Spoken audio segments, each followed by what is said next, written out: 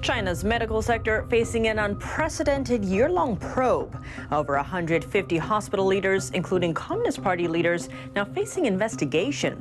But what's the true target? China's youth jobless rate now hidden from public view. We dive into what's happening with the nation's floundering economy. Plus, Beijing slashes interest rates for medium-term loans, sending them to their lowest levels since the pandemic broke out.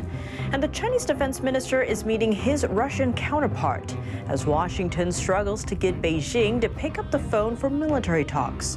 What's at stake here? What do you think? Let us know below and subscribe if you haven't already.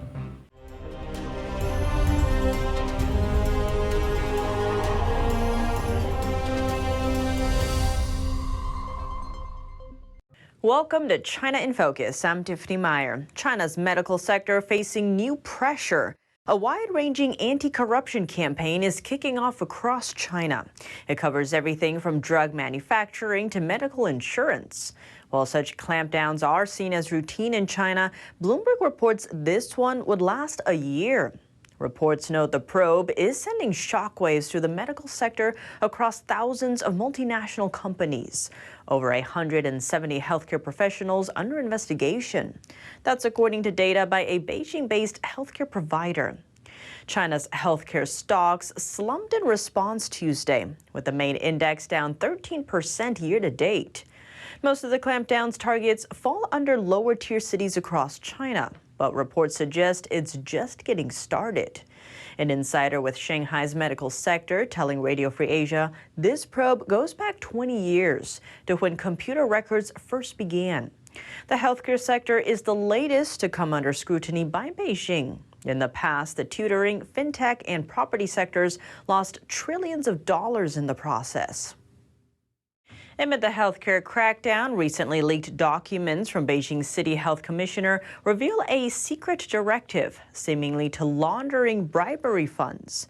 The document states that any accepted gift money, payment vouchers, or commercial prepaid cards for medical staff and health institutions should be deposited into so-called clean accounts. Noting the accounts will conceal the privacy of the recipient as well as the amount of money deposited. NTD cannot independently verify the notice. Internet users are furious, with many demanding that the money be returned to the public. No statistics equals no unemployment. The hashtag soared to the top of China's trending list after the country's Statistics Bureau announced a new plan to suspend the release of this month's unemployment data. The suspension comes after China's youth unemployment rate hit consecutive record highs in recent months. From April to June, the official jobless rate for 16 to 24-year-olds reached 20.4% and 21.3% respectively. But an expert on China's economy warned the real data might be even larger. The unemployment rate for youth between 16 of age and 24 is over almost 21%. That's what government admitted. I believe that the real number could be as high as 30%. Brian McCarthy, chief strategist at an investment advisory firm, told NTD that pandemic lockdowns could still be impacting the jobless rate. A lack of employment opportunity, increasing hardship for small businesses, which were effectively hung out to dry during the pandemic lockdowns. They received none of the subsidies that small businesses in the West received to help them, bridge that difficult time period. Many Chinese internet users are voicing concerns over lack of transparency in the country's unemployment data, with some even saying they've been unemployed since graduating college. Another marker for Beijing's tumbling economy, China's central bank slashing a key interest rate Tuesday, dropping the rate on one-year loans to just 2.5%, a whopping 15 basis points.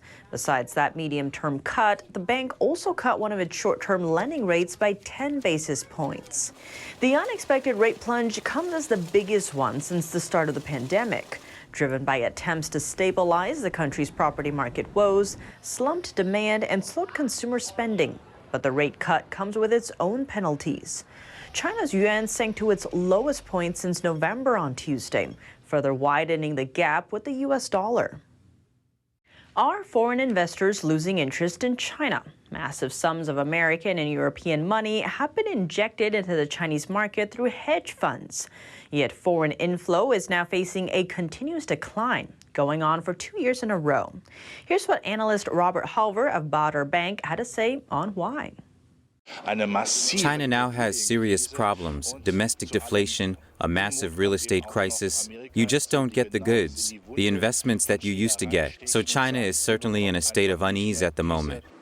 Bloomberg warned that international companies might face losses inside the world's second biggest economy.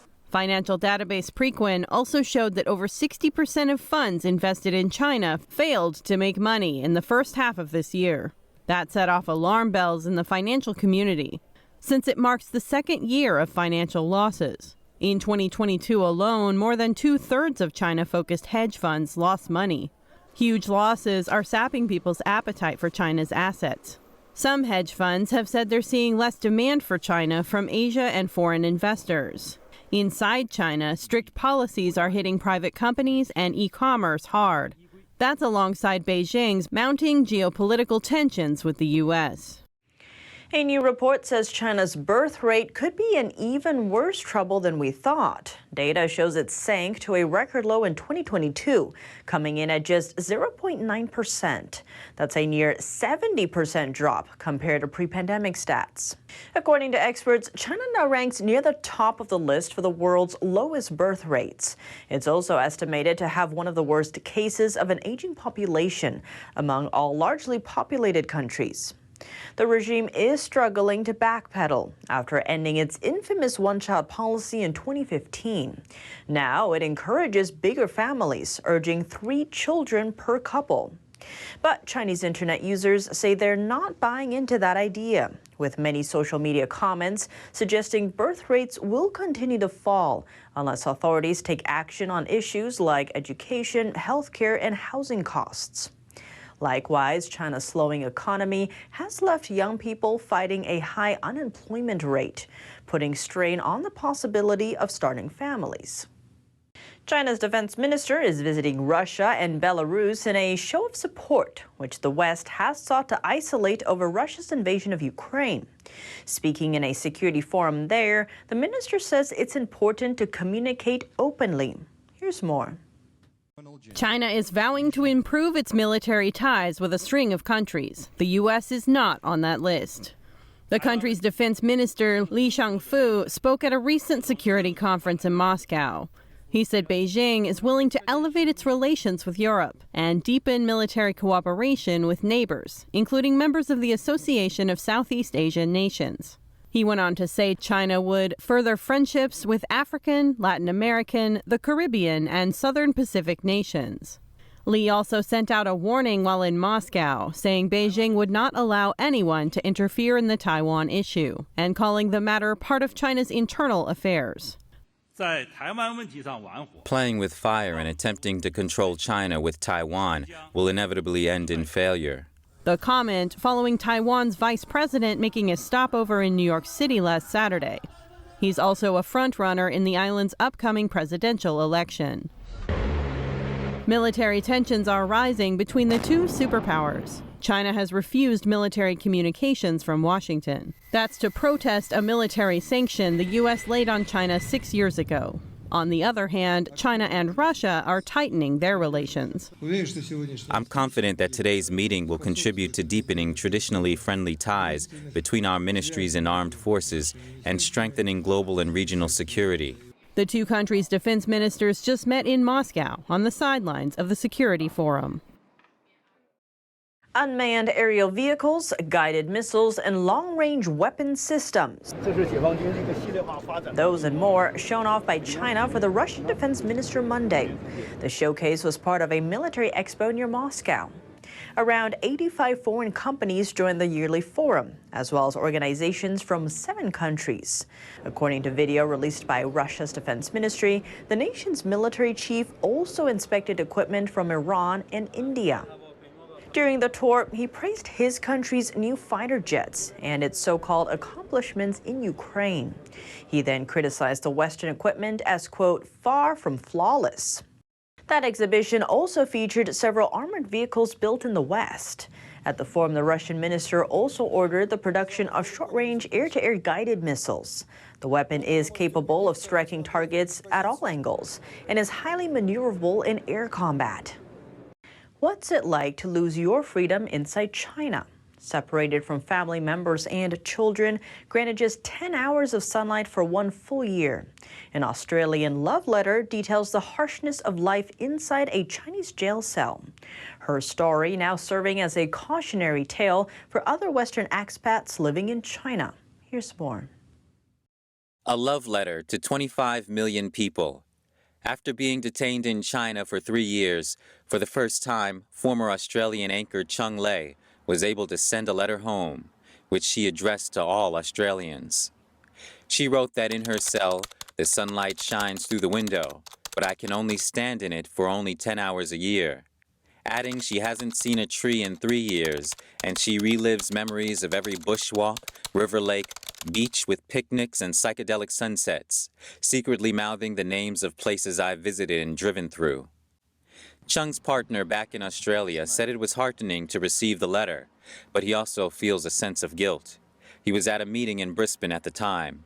Beautiful sunshine, trees, birds, people out exercising, all of those sorts of things, and you can't help but feel a tiny bit guilty for the, I guess, freedoms that I've gotten and the people listening and watching this program have got. So, and she's doing it very, very tough. Chung is a Chinese-born Australian. When Chinese authorities arrested her in Beijing 3 years ago, Chung was a high-profile TV anchor, working for China's state-controlled broadcaster.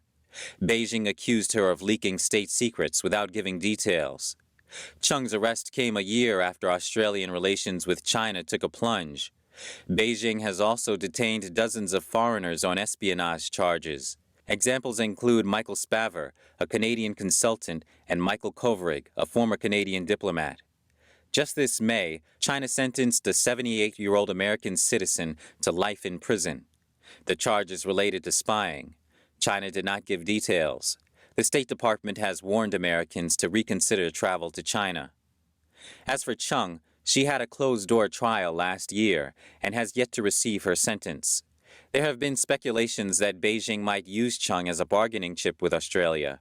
The country's prime minister received an invitation to visit Xi Jinping, but he's facing pressure to delay the trip until Beijing releases Chung and another detained Australian.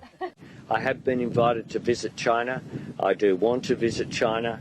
We will engage about a date going forward. Cheng Lei has released a statement today that is very moving, that shows her passion for her country of Australia. And we continue to raise issues like that, as well as economic issues. At the end of Chung's letter, she wrote, "Most of all, I miss my children." Another big story to look out for, $23 trillion. That's the size of China's local debt. How big of a threat does it pose to China's slowing economy? That report and more coming up tomorrow on China in Focus. That's all for today's China in Focus on YouTube. We're now sharing a shortened version of our program here after being demonetized for 2 years. Here's what to look out for in our second half. Suspended youth jobless data and slashed interest rates now plague China's market. So what does China's sharp economic downturn signal? And a new economic era seems to be dawning in China, referred to as Xi-nomics. How does it compare to policy here in the West? We welcomed China economic analyst Antonio Graceffo back on the show for insight. The full episode is available on our partner platform, Epic TV. To sign up, click the link down below. Thanks for watching China in Focus. I'm Tiffany Meyer. See you tomorrow.